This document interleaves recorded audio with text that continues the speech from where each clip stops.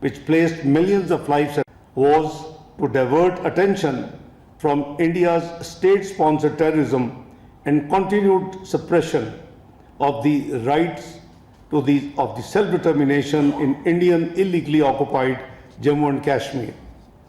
Above all, it was yet another irresponsible and dangerous ploy driven by narrow domestic political objectives. Excellencies, ladies and gentlemen, India failed on all accounts. Acting under Article 51 of the UN Charter in self-defense, Pakistan, under the leadership of the then the Army Chief, Sayyid Asam Munir, who is now the Field Marshal and the Chief of Defense Forces, gave a determined and decisive response, which was measured, collaborated, and proportionate directly solely to military installations. Pakistan's resounding success in drowning off several Indian fighters, jets, and drones under the leadership of the Air Chief Marshal Zahir Ahmad Babar Sidhu and the neutralization of multiple military targets is an indisputable reality. These facts are widely documented and acknowledged and stand as a matter of record beyond the reach of misinformation or propaganda. Pakistan Navy was also alert and ready for any challenge under the leadership of Admiral Naveed Ashraf. Excellencies, ladies and gentlemen, through its resolute response, Pakistan reaffirmed that the only acceptable normal in international relations in respect for the principles enshrined in the UN Charter, including sovereignty, territorial integrity, and political independence. It was also established that the regional peace and stability will not be held hostage to the politics of hatred and division, and that Pakistan will defend every inch of its territory while safeguarding its citizens. We commend the role and efforts of President Trump in helping achieve a ceasefire and in bringing South Asia back from the brink of an unprecedented disaster. We also remain appreciative to the constructive role played by the Kingdom of Saudi Arabia, Turkey, as well as our other friendly countries in the region and beyond. Excellencies, the events of last year once again underscore that the unresolved Jammu and Kashmir dispute continues to undermine peace and security in the entire South Asia. We must ensure renewed and concerted efforts under United Nations auspices to secure a just, lasting, and peaceful resolution of this dispute in accordance with the relevant Security Council resolutions and the aspirations of the Kashmiri people. India's illegal and unilateral decision to hold in abeyance the Indus Water Treaty and its weaponization of water is also a matter of great concern for the international community. The treaty provides no basis for such unilateral actions. India's move undermines a fundamental pillar of regional stability and has serious implications for the peaceful management of shared resources.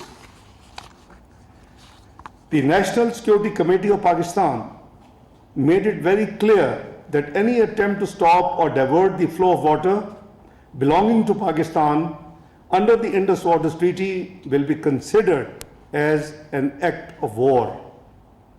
The UN Security Council convened close consultation under the agenda item, the India-Pakistan question, on 6th of May 2025 at Pakistan's request.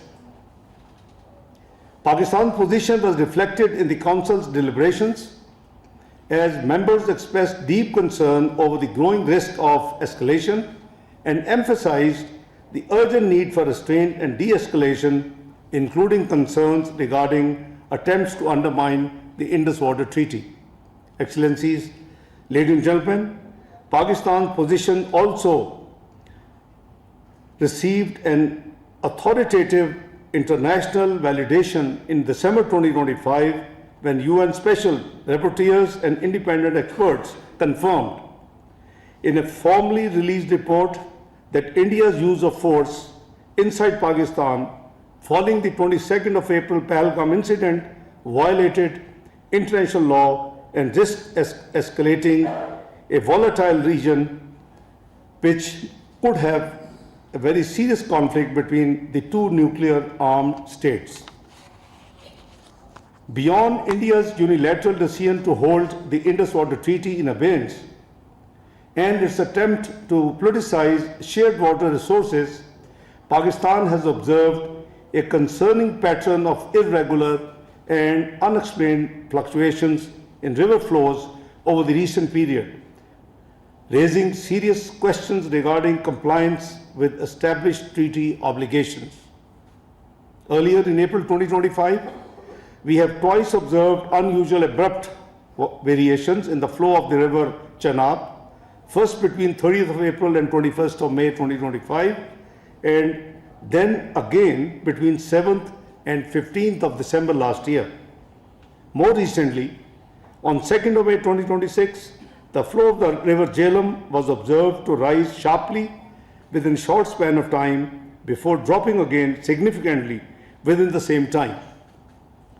Similarly, during 2nd and 3rd of May 2026, unusual and unexplained variations were recorded in the river Chenab, including a marked decrease in flow during the early hours of 3rd of May 2026, well below expected seasonal levels.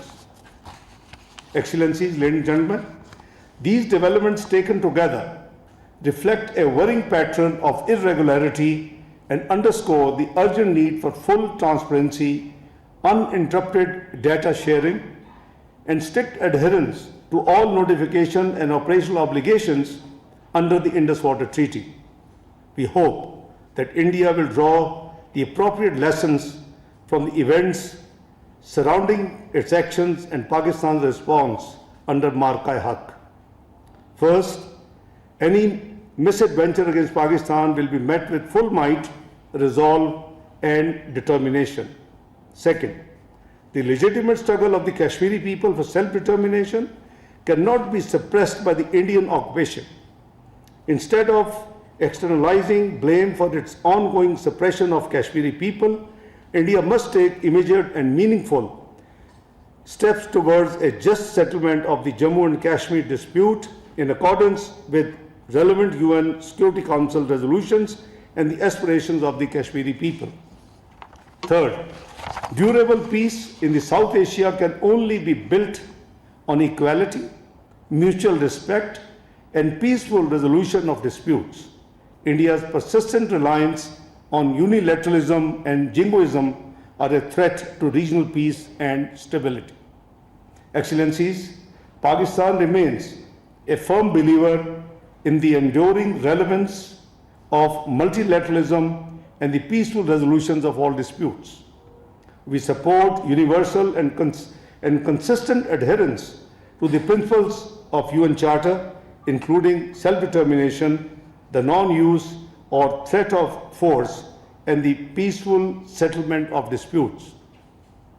These principles are not only abstract ideals, these are essential foundations for sustaining global peace and stability.